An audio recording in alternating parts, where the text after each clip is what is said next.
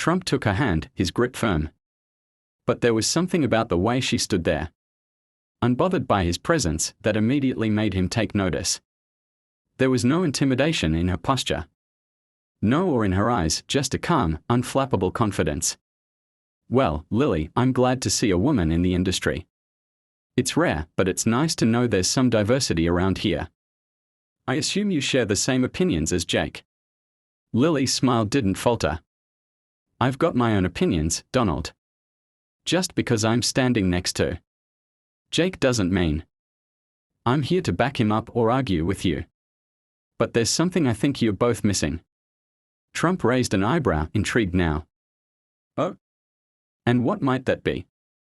Lily took a step closer, her voice growing more serious. "The problem isn't just government subsidies or market crashes. It's bigger than that. It's about the future. It's about sustainability. You both talk about making money, but neither of you has really thought about what's going to happen in 20 or 30 years. When the soil is too depleted to grow crops. When the water's gone and the weather is too unpredictable. You're both too focused on the short-term game." Jake and Trump both stared at her now, as if hearing something entirely new. "The truth is," Lily continued, "we are standing on the edge of a revolution in agriculture. Whether you like it or not. The question is, are you going to be part of it? Or are you going to keep arguing about who's right and wrong in the old system?" The air between them shifted. Jake was silent for a moment, clearly deep in thought. Trump, for once, seemed caught off guard.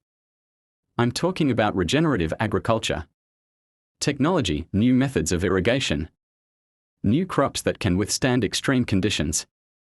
If you both want to make money, then get in on the future." Jake scratched his chin. "So you're saying we've been doing it wrong?" Lily nodded. "Not wrong. Just outdated. The world is changing. The sooner you realize that, the better off you'll be." The conversation that had started with animosity now seemed to have taken an unexpected turn. Trump looked between the two farmers, his mind working quickly, as if calculating the implications of Lily's words. That it's not just about subsidies and markets, but about changing the whole system. Lily smiled. "Exactly. It's not about who's right or wrong, Donald. It's about who's ready to take the first step into the future." For the first time since the debate had started, Trump seemed uncertain. He glanced over at Jake, who was deep in thought, and then back to Lily. His usual bravado replaced by something else, curiosity, perhaps even respect. "Well, then," Trump said finally, "maybe we need to talk more about this future you're talking about."